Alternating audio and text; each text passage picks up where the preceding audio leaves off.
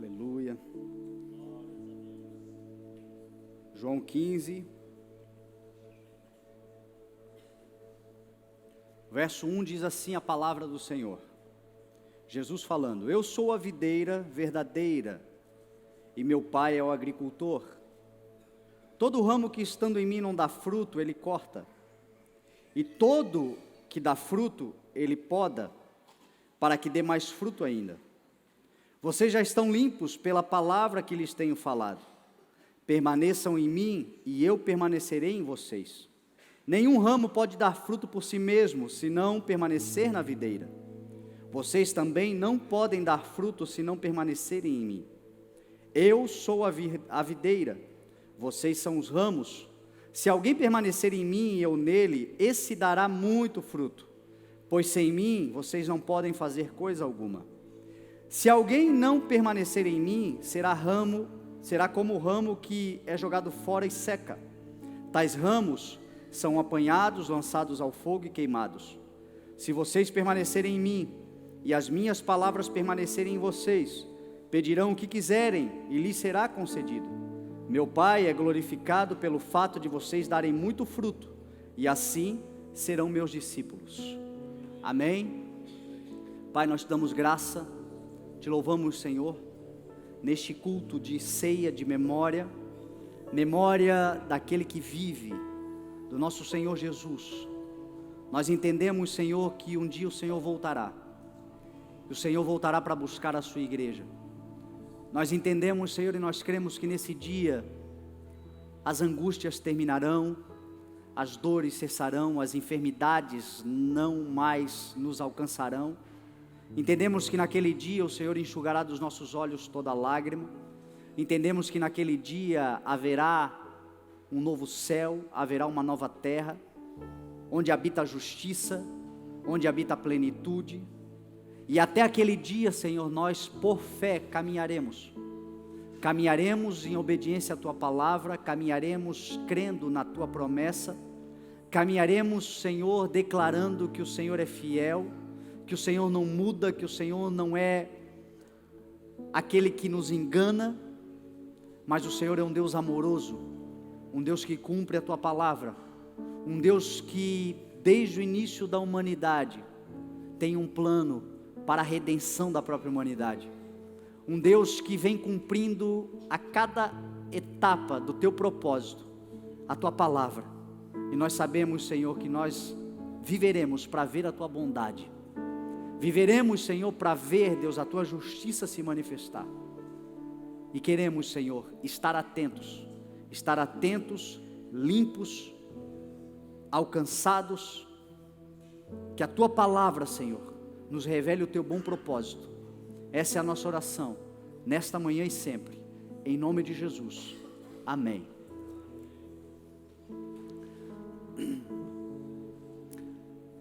Ontem estava em casa e sentado no sofá pela manhã, já era tarde, já era uma parte da tarde, sentado no sofá conversando com a Elisa e brinquei com ela: amor, me dá aí um tema para ministrar a palavra. E aí ela sentou do meu lado, a gente começou a conversar, e enquanto ela falava, eu ouvi do Espírito: bondade. Fale da bondade e da severidade. E aí eu disse a ela: eu estou no meu coração de pregar sobre a bondade e a severidade. E aí eu perguntei ao Senhor: Senhor, mas por que a severidade? Porque a igreja, ele respondeu, não entende o que é severidade. A igreja muitas vezes acha que severidade é juízo, castigo, é um Deus andando atrás de você com um chicote na mão, esperando você errar para te punir. A igreja muitas vezes, parte da igreja, não toda a igreja obviamente, acha que severidade tem a ver com maldade, com perversidade, com coisas ruins. E aí eu comecei a falar e a estudar sobre a bondade e sobre a severidade do Senhor. Aí eu fui ler Romanos capítulo 11. Romanos capítulo 11, Paulo está falando para a igreja de Romanos, para os gentios, acerca da eleição de Israel e do endurecimento do coração de Israel para a salvação dos gentios. Paulo começa a explicar dizendo que Deus endureceu a todos para exercer misericórdia com todos, e que Deus endureceu o coração de Israel para que nós gentios pudéssemos ser salvos, porque Israel acreditava, e muitos deles ainda acreditam, que a salvação está só com eles, que só eles são o povo de Deus. E aí Paulo começa a explicar para os romanos que, mediante o evangelho, eles são nossos inimigos, por causa do evangelho, por causa do ciúme. Os judeus são inimigos por causa do evangelho, mas somos irmãos por causa da eleição deles, porque nós temos o evangelho pela fé. Eles são amados por causa dos patriarcas e da promessa e da aliança que o Senhor fez com Abraão.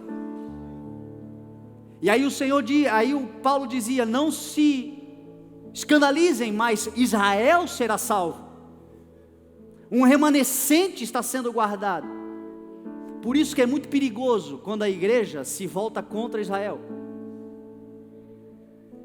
quando as nações se voltam contra Israel.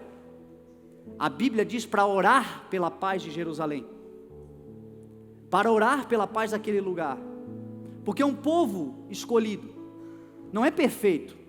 Nós não estamos falando de um povo justo, não há nenhum justo sequer. Nós não estamos falando de um povo que é diferente de nós, são tão falhos quanto nós, mas eles também foram alcançados pelo Senhor por causa da aliança que o Senhor tem com eles. E às vezes a gente vê esse endurecimento do mundo contra, e a gente não percebe que é uma tentativa de ir contra a aliança que Deus tem com Abraão, que é o povo de Israel hoje. E que ir contra eles é ir contra nós, porque nós somos herdeiros da mesma aliança, das mesmas promessas. Deus disse a Abraão: abençoarei os que te abençoarem, e amaldiçoarei os que te amaldiçoarem. Eles estão endurecidos por um certo tempo, mas o Senhor os resgatará. Só que não é sobre eles que eu quero falar sobre nós. Porque aí Paulo vem e fala o seguinte: eles são oliveira, que foram arrancadas, oliveira cultivada, que foram arrancados os seus ramos. Vocês, igreja, são oliveira brava, que de uma maneira antinatural foram enxertadas na oliveira cultivada, na oliveira que é Cristo. Foram enxertados para dele se alimentarem. Agora, por causa disso, não se orgulhem, porque não é os ramos, não são os ramos que alimentam a seiva, mas é a seiva, é a raiz que alimenta os ramos. E aí ele vai dizer no verso 11, se eu não me engano: considerem, portanto, a bondade e a severidade de Deus. Severidade para aqueles que caíram, e bondade para você, desde que você permaneça na bondade dele, senão de outra forma você também será cortado. E aí o Espírito Santo falou comigo: você sabe o que é a severidade de Deus? Corte. A severidade de Deus significa perder a oportunidade de viver o que o Senhor planejou, de viver o projeto de Deus, de viver e estabelecer nessa terra a razão pela qual você foi criado. Você sabe qual é a severidade? É você chegar a algum lugar, mas não chegar no lugar que Deus preparou para você chegar. E se você chegar em algum lugar, ainda que seja um lugar longe, você puder olhar e dizer assim: eu consegui fazer uma grande caminhada, conquistar coisas. Aqui dentro, se não é o lugar que o Senhor preparou, aqui dentro haverá frustração. Aqui dentro você vai olhar e vai dizer: mas as coisas perderam sentido, eu batalhei tanto por isso, eu lutei tanto por isso, E por que isso acontece? Corte. Foi cortado da oliveira cultivada, ou seja, deixou de receber do Senhor as revelações necessárias, as palavras necessárias, a sabedoria necessária, a habilidade necessária, tudo aquilo que é necessário para nós vivermos uma vida abundante. Jesus disse: eu vim para que vocês tenham a vida e tenham em abundância, plenamente. Jesus estava usando outras metáforas, outras palavras para dizer a mesma coisa. Em mim vocês têm plenitude, em mim vocês têm abundância, em mim vocês frutificam, em mim vocês se satisfazem. E muitos não querem viver isso, muitos desprezam isso. Só que a palavra do Senhor diz, eu gosto muito do que Davi disse no Salmo 23, certamente que a bondade e a fidelidade do Senhor me acompanharão por todos os dias da minha vida, e eu voltarei à casa do Senhor enquanto eu viver.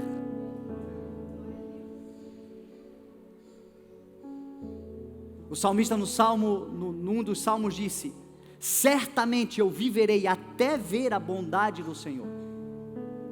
No Salmo 27, Davi também disse que a bondade do Senhor está na casa do Senhor.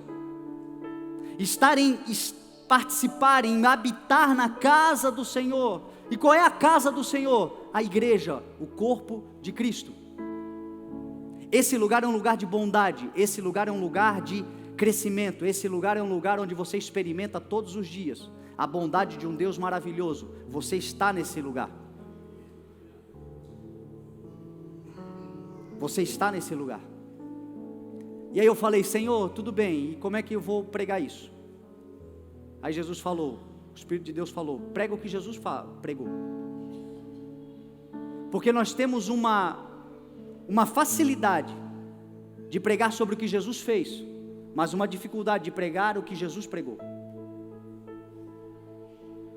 O Espírito de Deus falou: não precisa nem inventar nada, não inventa nada, só prega o que está dito. E aí o Senhor me levou a João 15. Você sabe o que era João 15? Um culto igual esse. Em João 15, Jesus está na ceia, está na última ceia que Ele preparou, que Ele fez com seus apóstolos para logo depois ser preso e ir para a cruz. Foi nessa ceia que Ele ensinou tudo que nós estamos fazendo hoje. Sempre que vocês beberem do cálice, comerem do pão, vocês estão anunciando a minha morte até que eu venha. Foi nessa ceia que Ele ensinou. Ele começa em João 13, declarando que é necessário que nós amemos uns aos outros, sirvamos uns aos outros.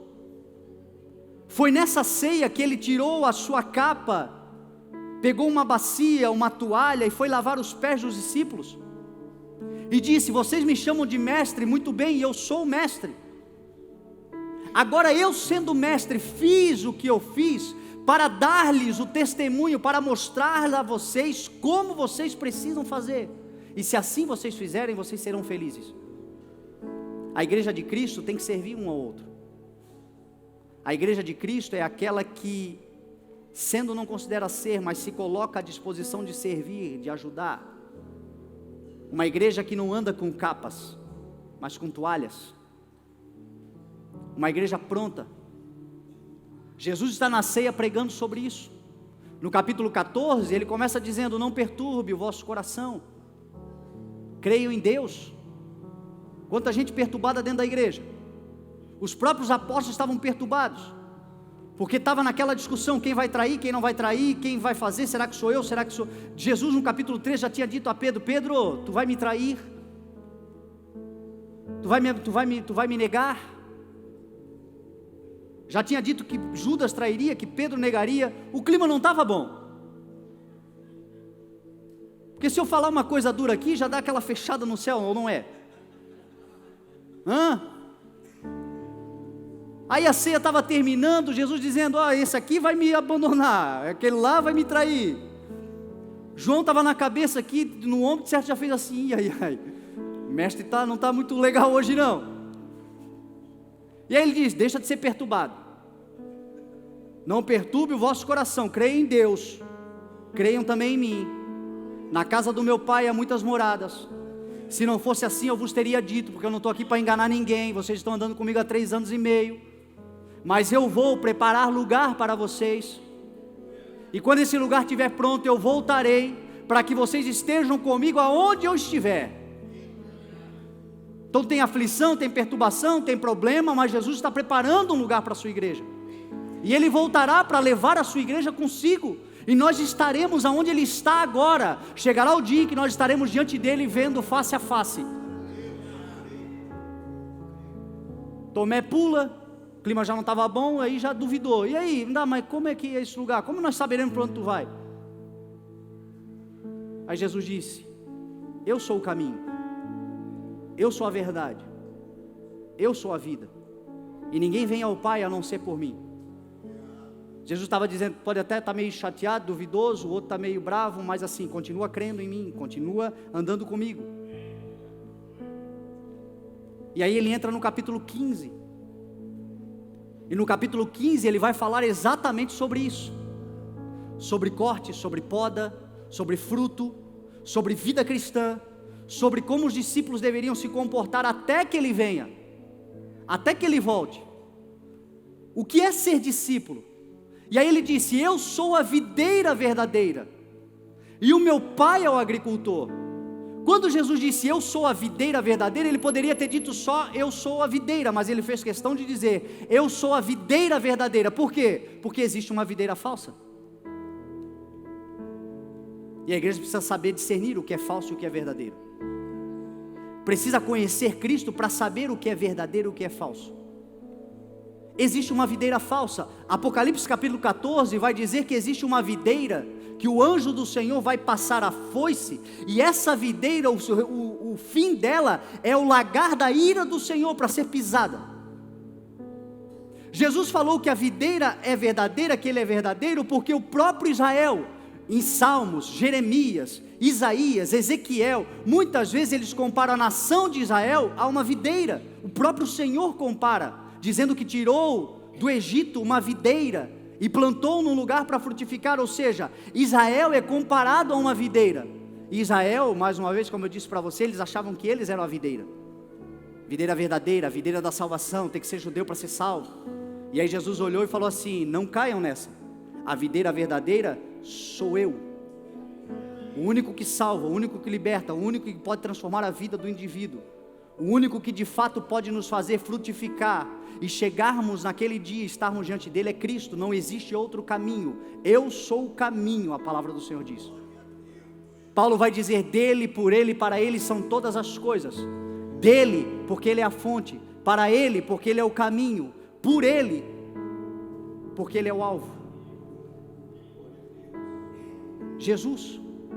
Então ele começa dizendo, eu sou a videira verdadeira, e o meu pai é o agricultor.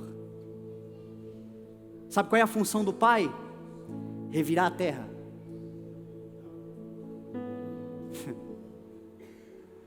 A função do pai é colocar a mão dentro de nós e mexer em coisas que precisam ser mexidas. A função do pai é ter liberdade, porque ele é o dono, o lavrador, o agricultor, o dono da vinha, o dono da nossa vida. A nossa vida pertence a ele.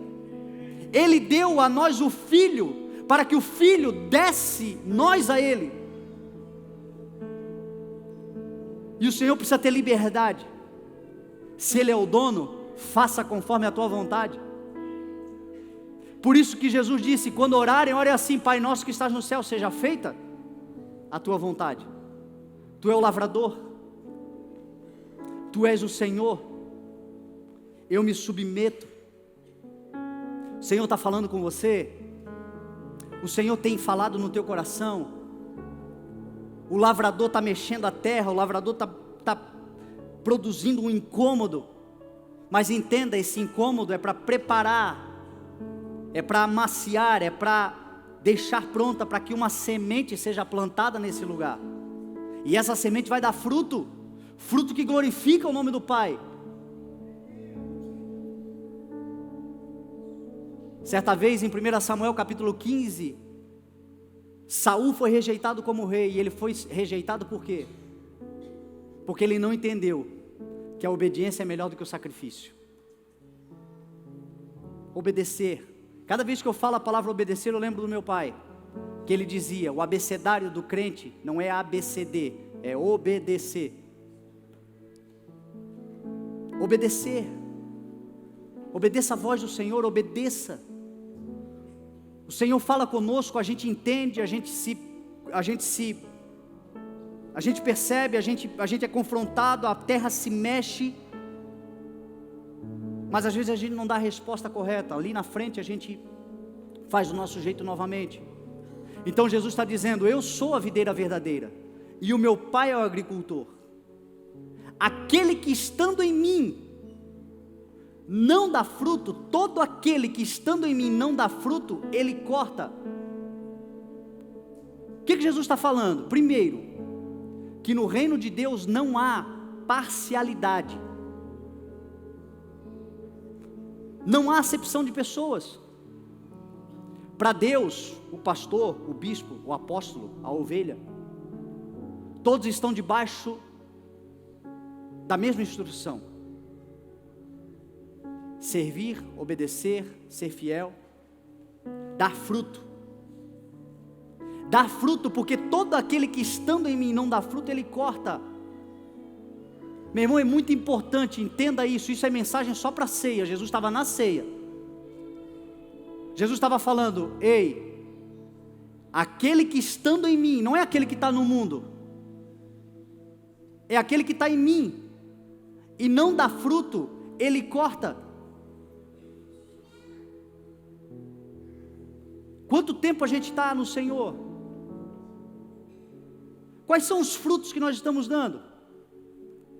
Só que aqui eu me peguei num dilema com o Senhor, porque se nós estamos no Senhor, e o Senhor é quem nos alimenta, quem é que produz o fruto? Se eu sou um ramo, a seiva que vem da raiz me produz, me faz frutificar, quem é que produz o fruto? Não é Jesus? Não é Ele a videira? Não somos nós os ramos? Ele mesmo diz: aquele que está em mim frutifica, aquele que não está em mim não é capaz de frutificar, porque sem mim vocês não podem fazer coisa alguma. E aí eu fiquei perguntando: Senhor, mas por que então que o Senhor está dizendo, se é o Senhor que faz, que produz o fruto, como é que eu posso não dar fruto estando em Ti?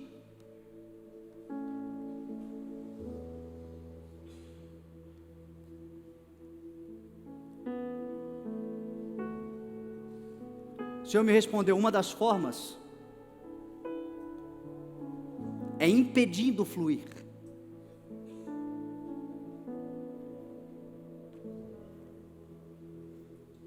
A seiva está vindo, os nutrientes estão vindo, as coisas estão acontecendo, mas nós, enquanto cristãos, estamos impedindo o fluir de Deus na nossa vida.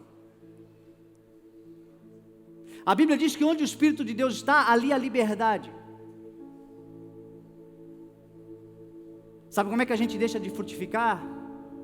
Quando o Senhor quer nos levar mais alto, mais longe, quer nos colocar mais para dentro, quer nos fazer ir avançando, mas nós vamos impedindo o fluir do Espírito de Deus em nossas vidas. Ora por medo, ora por outras prioridades, ora por outros projetos. O que o Senhor tem para você é o mais importante para a sua vida. Você já está em Cristo. Você não precisa se esforçar para fazer nada. Você só precisa liberar a ação do Espírito de Deus em você. Você só precisa dizer: Senhor, eis-me aqui. Senhor, faça. Canal, vaso, instrumento.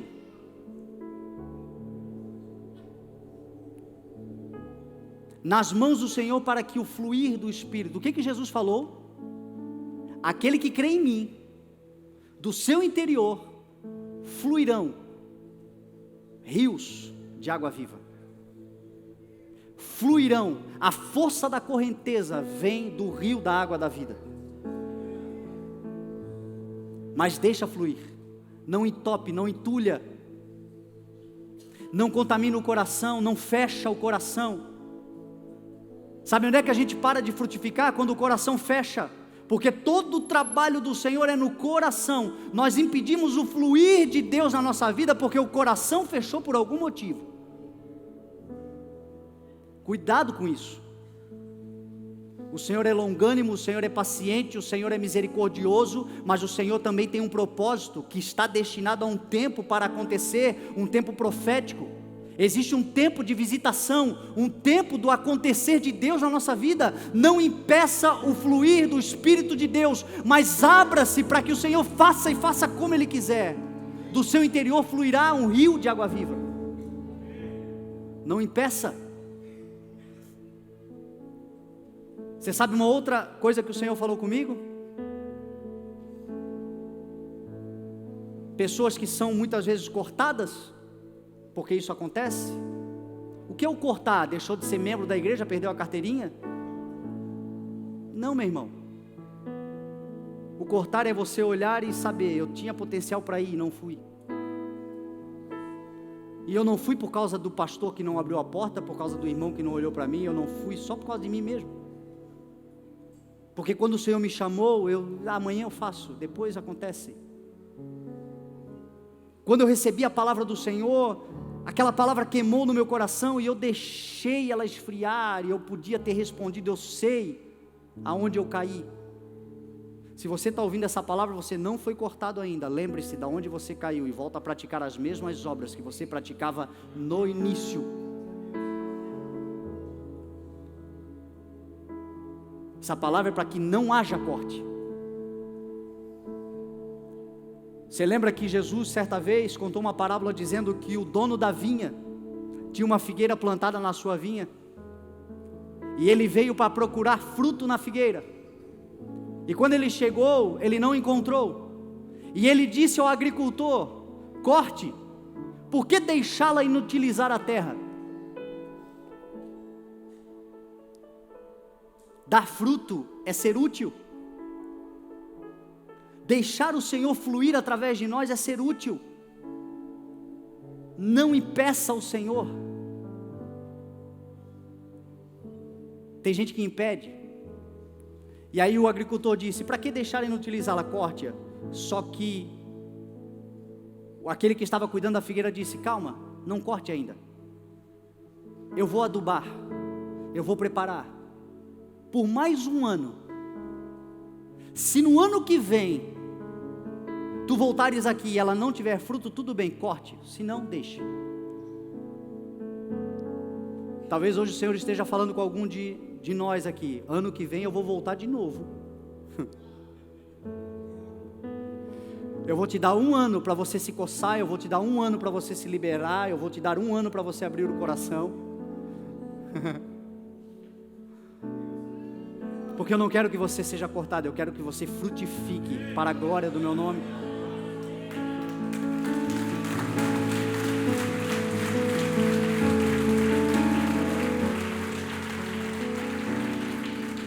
Ah, Senhor, mas é que eu já perdi muitos anos. Em um ano eu te farei crescer o que você não cresceu até aqui.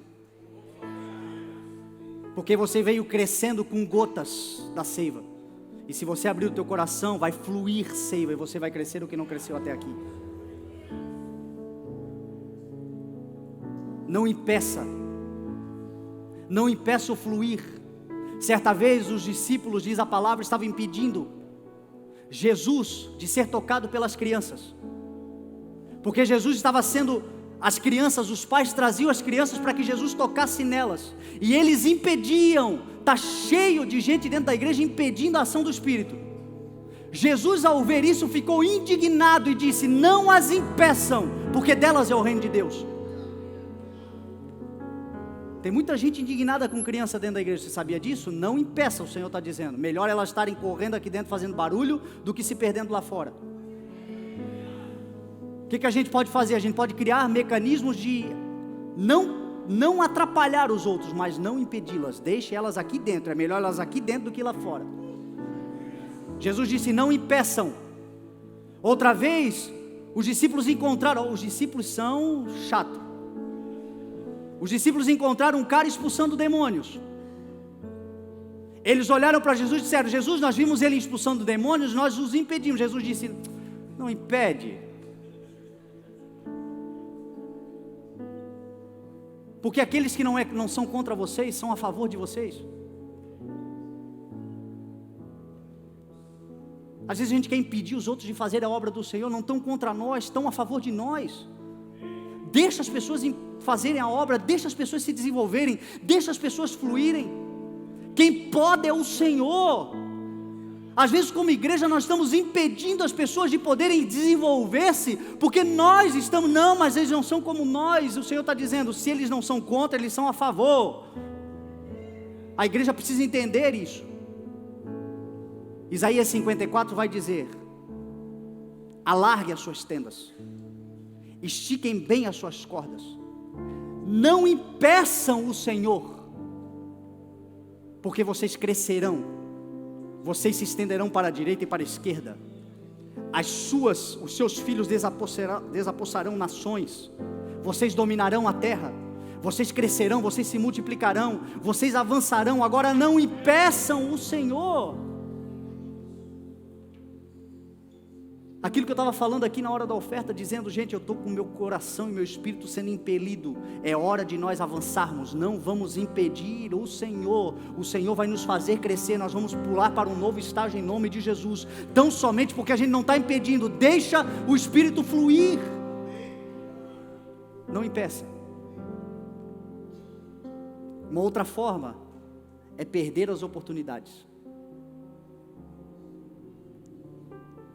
Foi essas duas formas que o Senhor falou comigo: Fernando, as pessoas vão indo, até que são cortadas, porque ou elas vivem uma vida de impedimentos, impedindo a minha ação por causa dos seus pensamentos, legalismos, religiosidade, prioridades, e outras vezes, por não aproveitar as oportunidades que estão na cara. Eu dou uma oportunidade, eu planto, eu cuido, eu deixo pronto, mas elas não aproveitam. E a vida é feita de oportunidades. Uma semente é uma oportunidade, um dia é uma oportunidade, um trabalho é uma oportunidade, uma igreja para congregar é uma oportunidade, um culto como esse hoje é uma oportunidade. Talvez hoje pessoas aqui dentro da igreja precisam se consertar, e aí? É uma oportunidade. Oportunidade que o Senhor está dando. Paulo vai dizer aos Gálatas: enquanto temos oportunidade, façamos o bem a todos, especialmente aos da família da fé. Enquanto temos a oportunidade, por quê? Porque a oportunidade pode passar. Enquanto temos, façamos, especialmente aos da família da fé. Aos Efésios, Paulo vai dizer: não vivam como insensatos, mas como sábios, aproveitando ao máximo cada oportunidade, porque os dias são maus. Os dias são maus, são dias de aflições, são dias de problemas, mas ao Senhor está te dando todos os dias uma oportunidade. Sabe o que Ele está dizendo para você? Aproveite ao máximo cada oportunidade, você jamais será cortado. As portas já não se abrem mais, mas quantas portas fechou? Quantas oportunidades perdeu? O Senhor está dizendo para você: eu vou te dar mais oportunidades, mas a partir de hoje, aproveite ao máximo cada oportunidade nos dias maus. Sabe o que acontece nos dias maus? A gente murmura e vê a oportunidade passar. Meu pai dizia que a oportunidade é um cavalo que passa encilhado, ou você pula nele ou ele vai embora. oportunidades. Essa semana o Senhor vai te dar uma oportunidade nova, você crê em nome de Jesus? Esse mês de maio será um mês de grandes oportunidades, só que nós vamos aproveitar ao máximo cada oportunidade que o Senhor nos dá, porque isso é fluir, isso é frutificar, isso é deixar o Senhor fazer a obra em nós. Não é nós fazermos a obra de Deus, é Deus fazendo a obra em nós, só que fazendo através de liberar Ele para fazer e aproveitar as oportunidades que Ele dá, porque os dias são maus. Jesus disse: quando perseguirem vocês, quando caluniarem, quando falarem mal de vocês, quando os levarem diante de autoridades para afrontarem vocês, Lucas capítulo 21, ele vai dizer: esse dia será uma oportunidade de você dar testemunho de mim.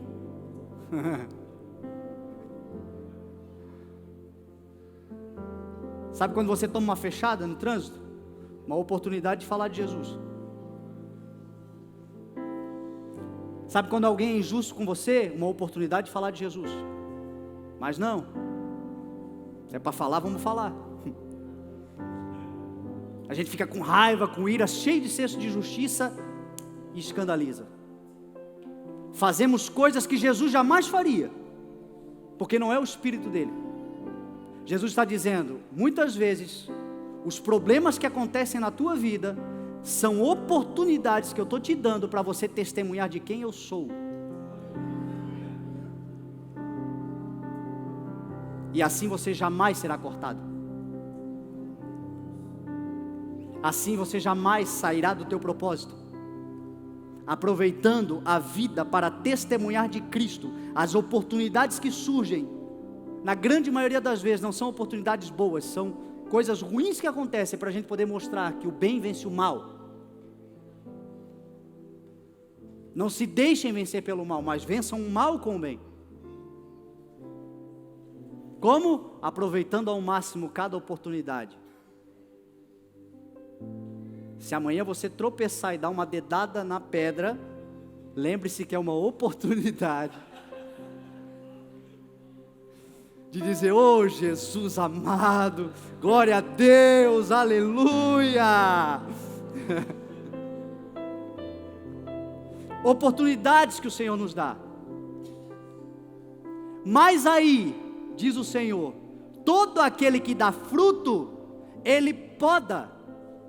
Mais uma vez o Senhor dizendo, não há parcialidade. Se você frutifica, você vai ser podado. E o que é poda? Não é corte. Poda não é severidade. Poda não é juízo. Poda, a palavra no original significa limpo. Todo aquele que dá fruto, Ele limpa, para que dê mais fruto ainda. Por isso que quanto mais você está no Senhor, mais você vai sendo santificado nele. Ele nos santifica, Ele nos limpa, Ele nos melhora, Ele nos faz crescer, é Ele que faz isso. Aquele que dá fruto, Ele limpa, para que dê mais fruto ainda. Por isso que hoje você não é mais como foi ontem, e amanhã você será melhor do que você é hoje, porque Ele está te limpando, Ele está te podando, Ele está cuidando de você. Você está frutificando, não tenha medo, é a raiz que te sustenta. Aquele que dá fruto, Ele limpa para que dê mais fruto ainda. Aí Jesus vai dizer, qual é o processo de limpeza de Deus? Jesus diz, vocês já estão limpos pela palavra que eu tenho lhes falado. Sabe o que limpa o homem? A palavra. Sabe onde é que o Senhor nos limpa? Aqui, ó. Por isso que quem mais frutifica, mais lê. Quem mais frutifica, mais busca. Quem mais frutifica, mais congrega. Quem mais frutifica, mais depende da palavra. Quanto mais você frutificar no Senhor, mais o Senhor vai te tornar dependente dessa palavra. Quanto mais você frutificar, mais você vai buscar conhecimento. Quanto mais você frutificar, mais o Senhor vai falar com você. Quanto mais você frutificar, maior é a relação, mais livre é a relação. Quanto mais você frutificar, mais Ele te limpa, mais você cresce. Quanto mais você frutificar, maiores serão as oportunidades. Quanto mais você frutificar, maior será o discernimento espiritual. Quanto mais você frutificar, maiores serão as experiências. Quanto mais você frutificar, mais Ele te limpa, mais você cresce. E você sabe qual é o limite? O céu.